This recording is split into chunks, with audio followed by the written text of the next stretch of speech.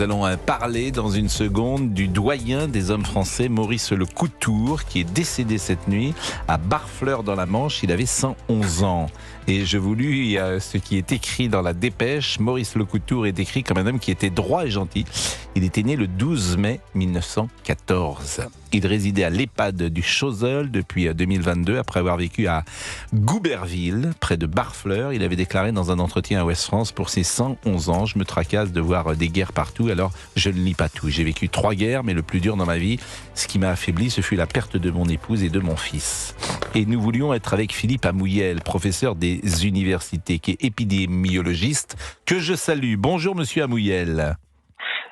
Bonjour.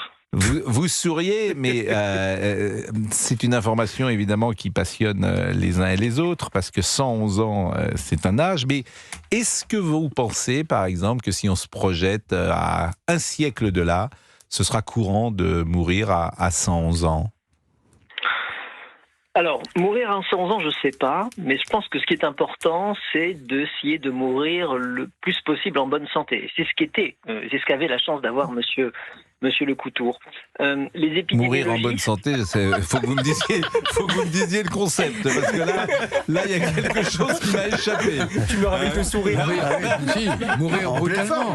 Oui, alors oui. Mourir brutalement. Ah oui, mais mourir brutalement, à ce moment-là, tu meurs en bonne santé, mais tu meurs jeune. Si tu vas passer un certain âge, Monsieur Amouyel, les choses, on ne va pas vers le mieux. J'ai l'impression. Je vous explique quand même. Expliquez. Je vous explique. L'idée des épidémiologistes, il y a 2 situations. Soit une situation pessimiste, dans 50 ou 100 ans, la planète sera envahie par des personnes âgées malades. Ce qu'on appelle la pandémie mondiale.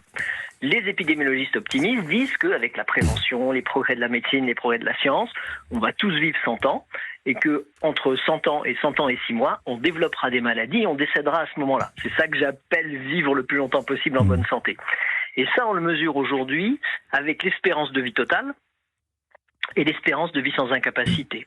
Et aujourd'hui, on peut dire qu'on va dans la bonne direction, puisque l'espérance de vie sans incapacité, c'est-à-dire vivre en bonne santé, progresse beaucoup plus vite que l'espérance de vie totale. Donc le message, c'est que oui, probablement, on va vivre beaucoup plus longtemps et probablement en meilleure forme que les mêmes personnes aujourd'hui au même âge. Alors aujourd'hui, la femme la plus âgée de France s'appelle Marie-Rose Tessier. Elle a 115 ans, ce qui est absolument incroyable. Elle est née le 21 mai 1910 et elle réside au Sables-d'Olonne. 115 ans. Ouais. C'est assez extravagant. Mais est-ce que vous pensez, Monsieur Amouyel, qu'on pourra stopper?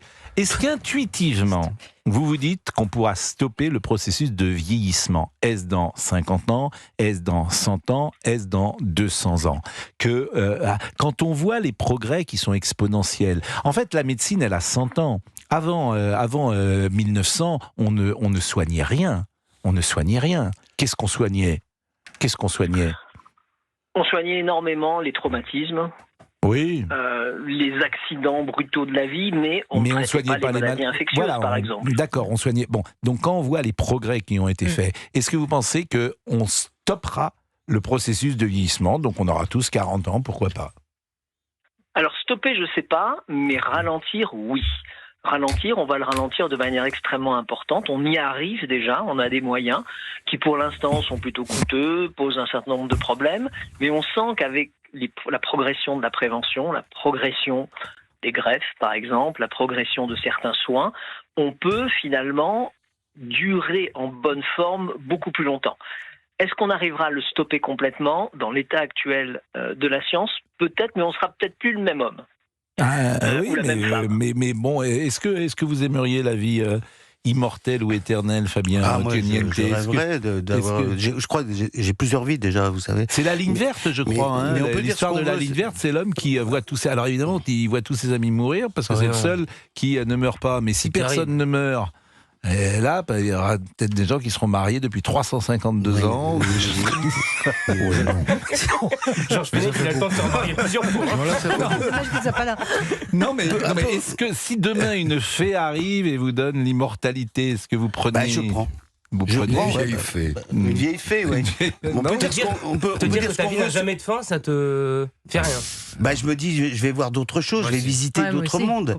Je suis curieux, moi, vous savez, j'ai mais qu'il n'y ait pas de fin, c'est hyper inquiétant. Mais le fait, moi, ça m'inquiète. Et s'il n'y a pas de fin?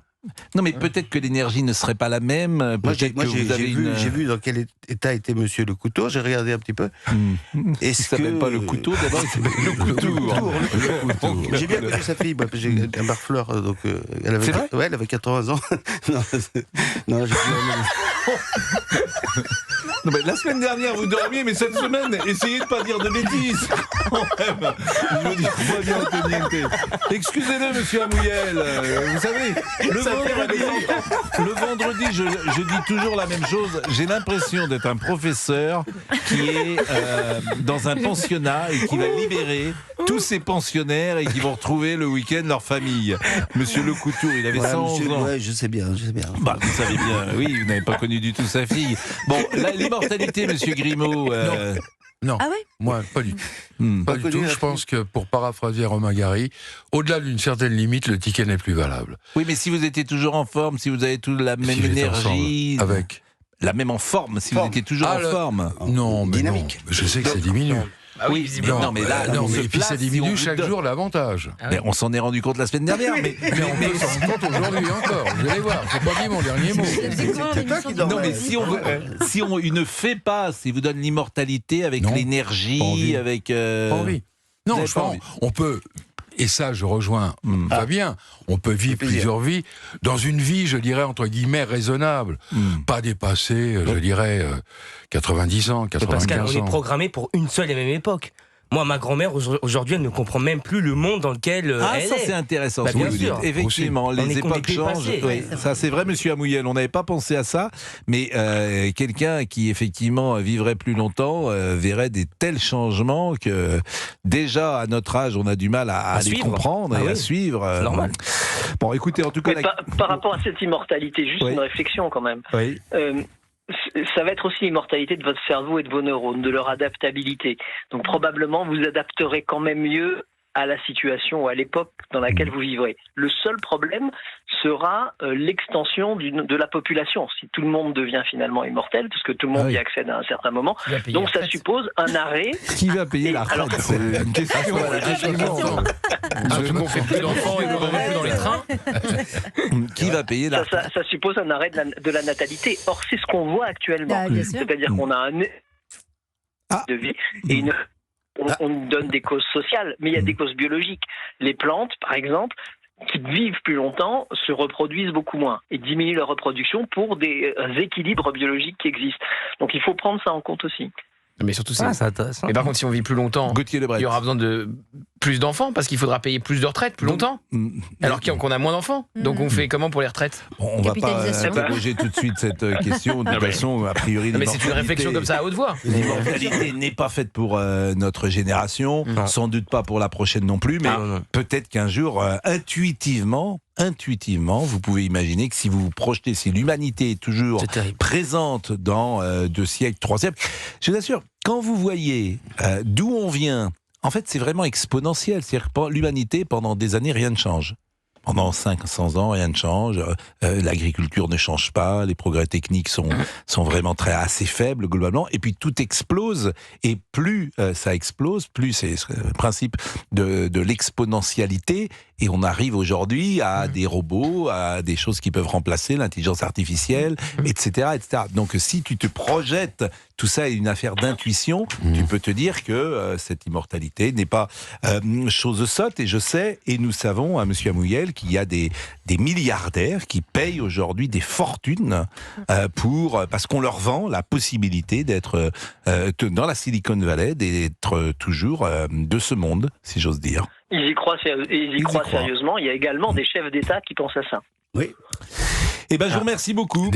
Je vous remercie beaucoup. Ils ont des lunettes. Et comment ? Non, monsieur Amouyel disait des chefs d'État qui pensent à ça, à l'immortalité. Dominique Grimaud disait des noms qui portent des lunettes. Bon, Philippe Amouyel, professeur des universités, épidémiologiste, et puis on a une pensée pour Maurice Le Couture, qui était donc le doyen des Français. Il était devenu le doyen des Français. Dans quelle forme est Marie-Rose Tessier ? Mais oui, il y a un lien avec Laurent Tessier ? Je pense.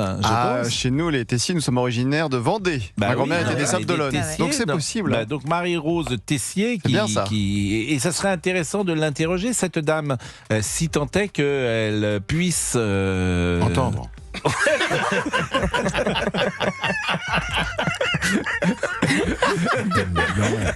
Dominique Grimaud, écoutez, soyez respectueux. Bon. Il voulait être délicat. Voilà. Non mais, écoutez, moi elle réside au Sable d'Olonne. Bon, j'imagine qu'elle est dans une structure qui l'accueille, bien sûr, parce qu'à 115 ans, c'est un certain âge. Mais ce matin, on a reçu une dame d'un certain âge aussi pendant l'émission. Et c'est toujours passionnant de voir lorsqu'on entre parfois dans un âge certain, comme on dit. Oui, exactement. Et lorsqu'on est autonome, lorsqu'on se déplace, lorsque le cerveau va, etc.